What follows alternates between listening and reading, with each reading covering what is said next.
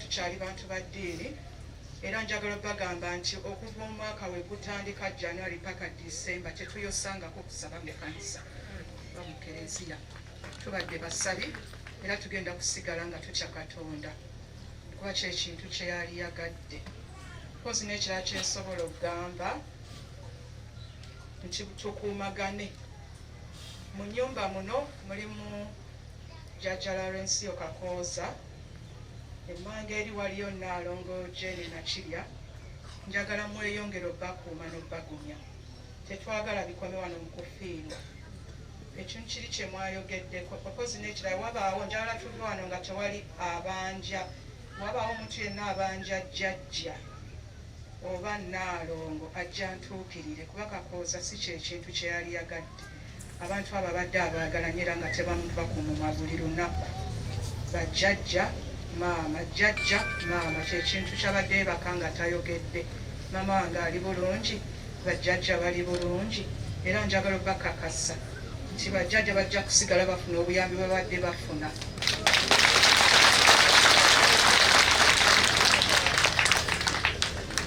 n'essomero liri mwayogeddeko ngenda kukola buli kisoboka kuba mwami Kakooza kyeyanjagadde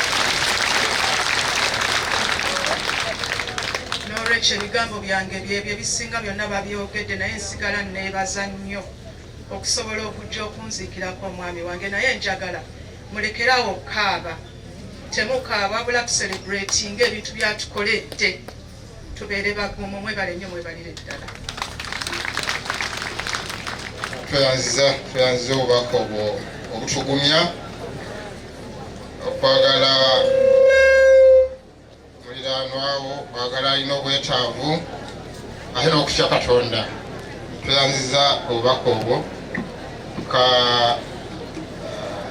twaniriza Archbishop alina ffe wano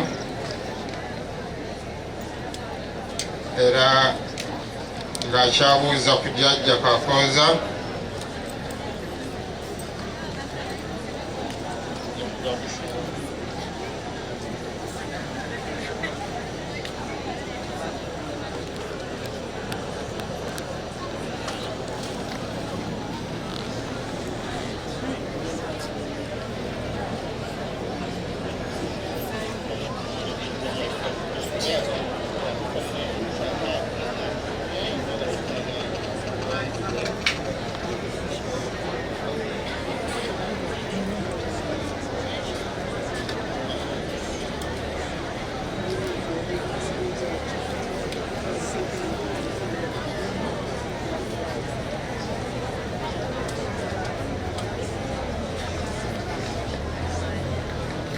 ebigambo byatuweddeko kwanza okusookera ddala twebaza Omukama eyatuwa omwana waffe ono ate n'amutuweera ebirungi bingi n'amuwa obulamu obw'emirembe twebaza n'omwana waffe ebirungi byonna byakoze mu nsi muno mu mazima amatuufu omwana waffe abadde mwana fe abadde tetukyamuyita mwana naye nga tumuyita muzadde mu famire muno ate abadde atulera fenna nga atusobola bwe tusigadde tetumanyiiwo naye tukkiriza lwa Mukama kitujja kusigala naffe nga tuyimiridde ng'era abalala bwe bakkiriza kulwa famire twebaza abantu bonna mwenna netujja kumenya mu mitendera bannaffe abatubeererawo buli kiseera mu bulungi ne mu bubi ng'era bwe muwulidde ebiseera ebisinga wano tubali tubeerawo nnyo n'emikolo nga gy'amaziga naye era nga muba naffe naye mu kaseera kano omwana abadde atuwadde essanyu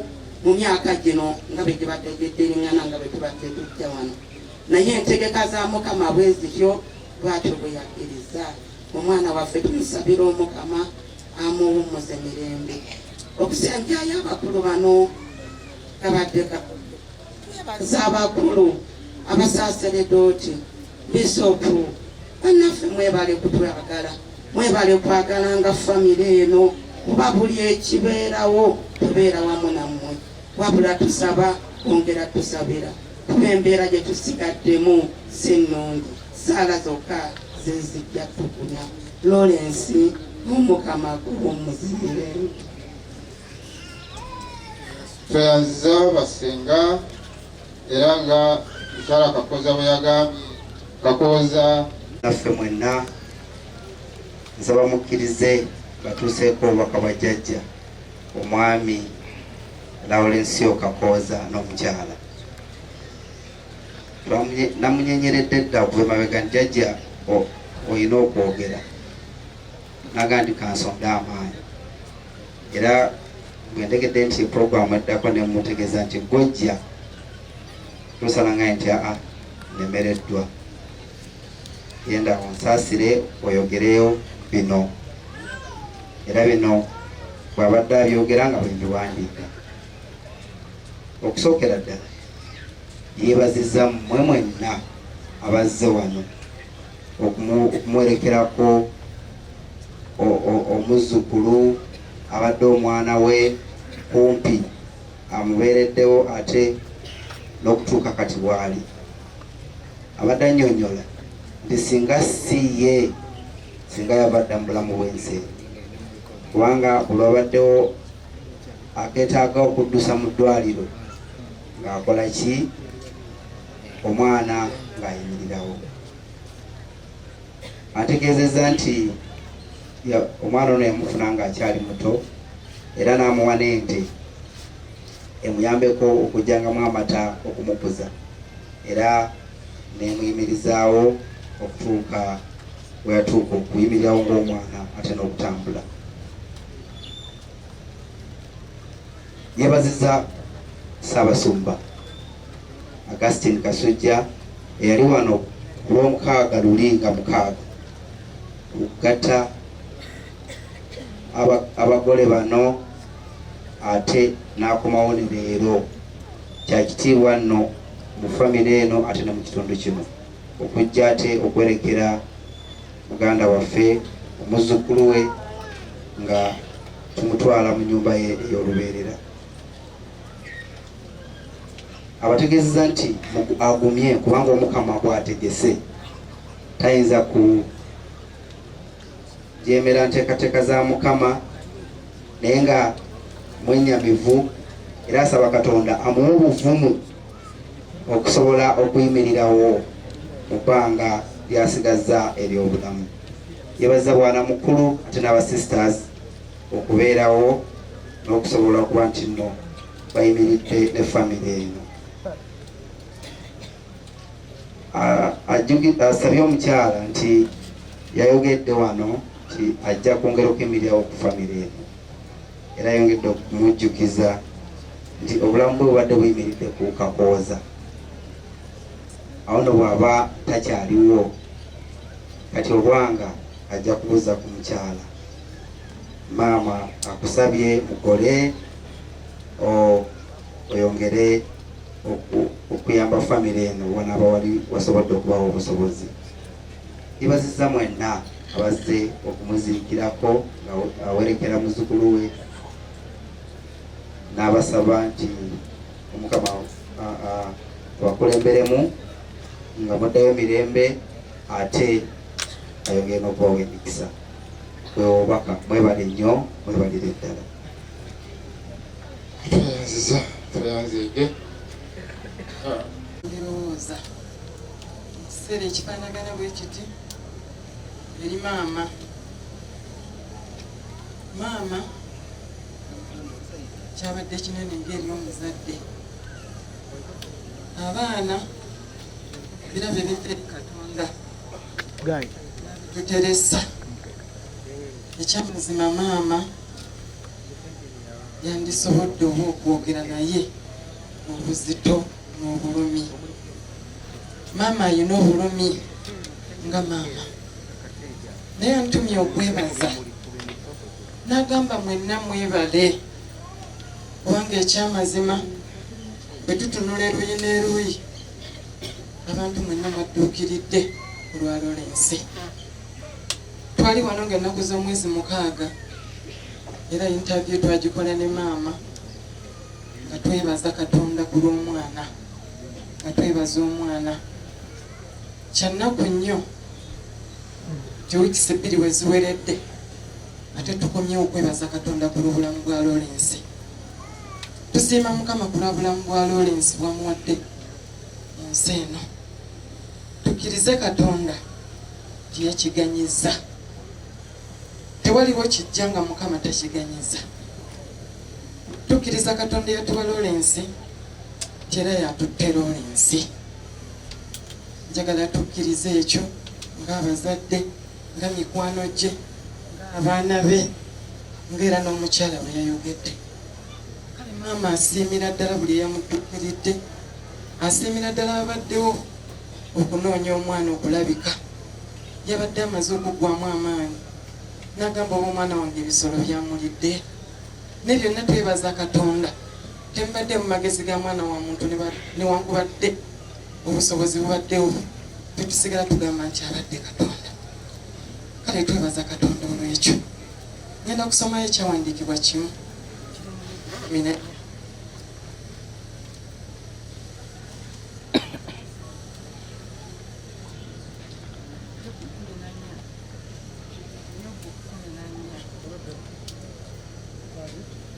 Yobu 10 negamba bweti olunyiriri olusooka nti omuntu azaalibwa omukazi wa nnaku si nnyingi era ajjudde obuyinike, amulisa ng'ekimuli n'atemebwa era adduka ng'ekisiikirize so tabeerera.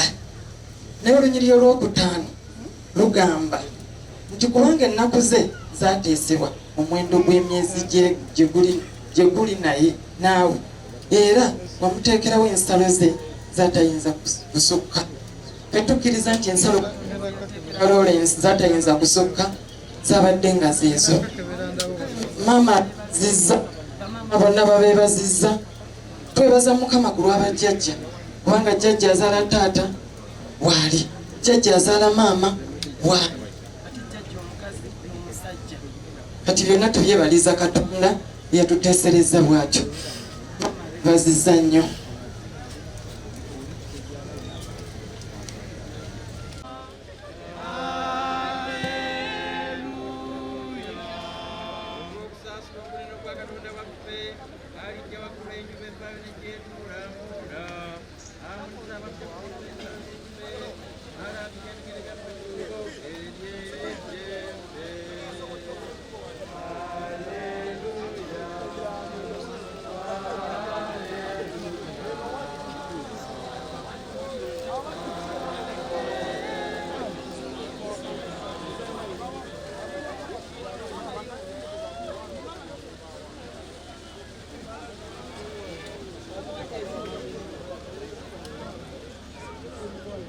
Katonda omuyinza gwa buli kantu yasazeewo okuyita muganda waffe ave mu nsi omubiri gwe guteeke mu ttaka mwe yava olw'okuba Kristo yazuukira nga muye mubiri bye mugaggo oyo aliddira omubiri gwaffe gutalina bwe guli n'agufaananya ogugwe ogw'ekitiibwa.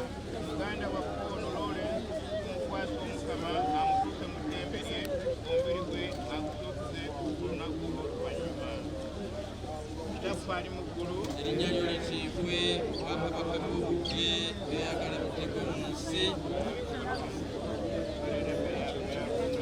Nsonyiwa ebibi byaffe, twala mu byabwe, mirembe Mariya.